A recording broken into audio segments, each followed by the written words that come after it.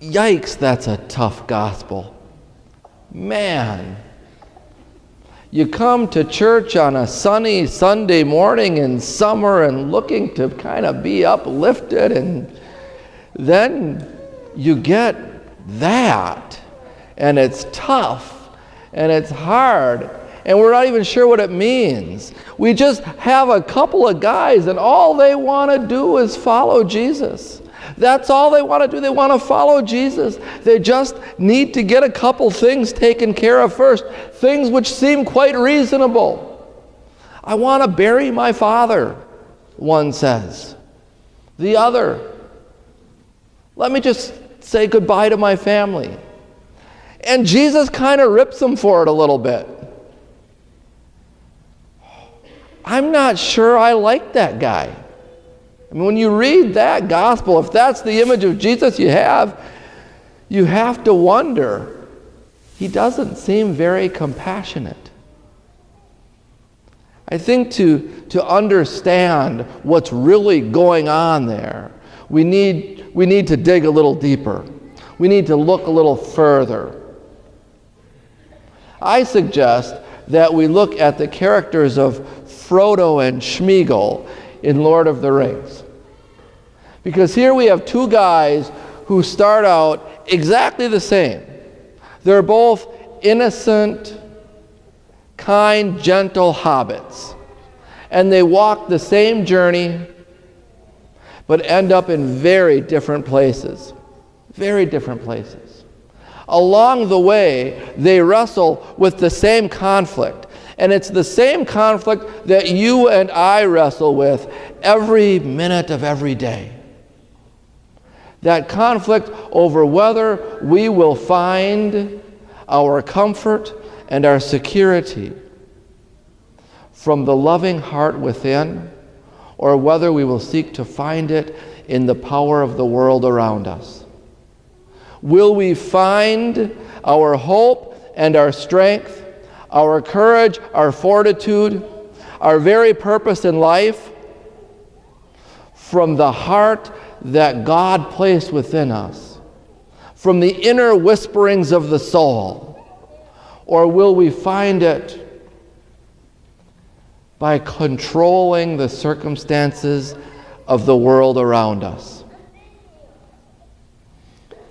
And to make it even harder, it's not an either-or decision. We don't choose one or the other. We have to choose one over the other. Because it never goes away. It's not like you can choose, I'm going to follow the inside, and all of the issues surrounding you in the world go away. It didn't work that way for Frodo. It didn't work that way for Sméagol. It doesn't work that way for you and me.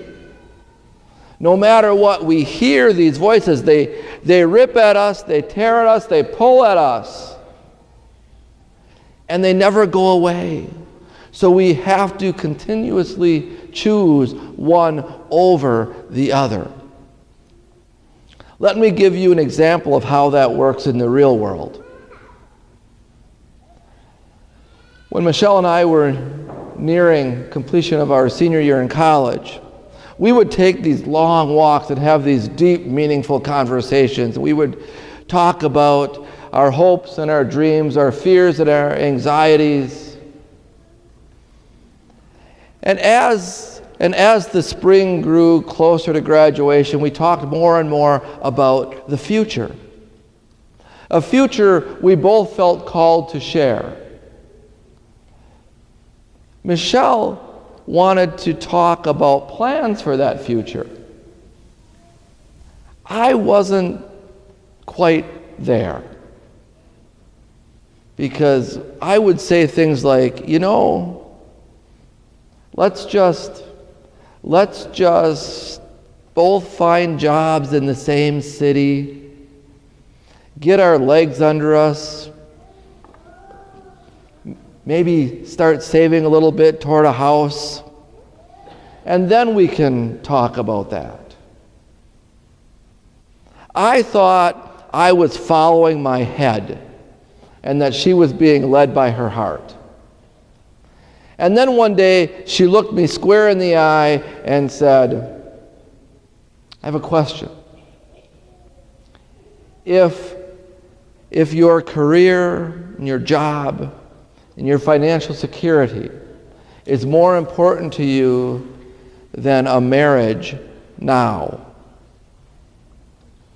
when won't it be more important? When will the marriage and the relationship come first? And it was a question that cut right to the quick. Bam, there it was. And I had to confront that reality that she was following the whispers of a loving heart, and I was following this external voice that wanted to have some sort of control over the world around me. She was Frodo, and I was Schmiegel. And this is the fundamental difference between actually being a disciple and wanting to become a disciple. The guys who encountered Jesus on his journey to Jerusalem in our gospel from Luke all wanted to become disciples. So to the first, Jesus says, look, foxes have dens, birds have nests, the Son of Man has nowhere to rest his head. Because that's the way the world works. For birds and foxes, they can find comfort and security in the world around them. That's where it is, that's where they live. But for the Son of Man and for those of us who choose to be disciples, it doesn't work that way. We can only find true, lasting, meaningful comfort, security, purpose inside our own hearts and our own souls, inside the person that we were created to be. And then we have the other folks. One just wants to bury his father. The other just wants to say goodbye to his family. It seems very reasonable, and Jesus puts them off. But basically, he's saying to them and to all of us, look, discipleship is not something you do when you have the other affairs of life taken care of. Discipleship is not something you do when you are able to structure your life in a way that makes time for it. Discipleship is a perspective, it's a disposition, it's a way of seeing the world. It's who we are that we bring into every one of life's situations. That's what discipleship is. So if you have other affairs that you need to take care of first, then you'll never get around to it. There's always something that'll hold us back. Discipleship needs to emanate from within. As the light from a flame splashes forth from the center of that flame and illuminates the world around us. That's how the Spirit is supposed to work in us. We need to nourish and kindle that inner flame and then let that splash forth and illuminate the world and touch all of those with whom we come in contact. And if we wait until the world around us is in order before we kindle that flame, we'll never do it.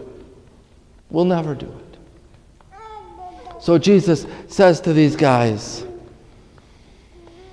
until you're ready to nourish the Spirit within you, then you're not ready for the kingdom. And that's the choice that these scriptures leave us with. That's the choice that we have as we move forward every day of our lives.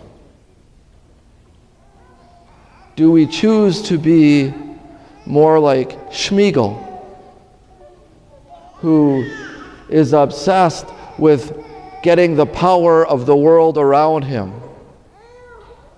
Or are we more like Frodo, who will find within him the courage and the fortitude of spirit with a sense of urgency as he walks his journey.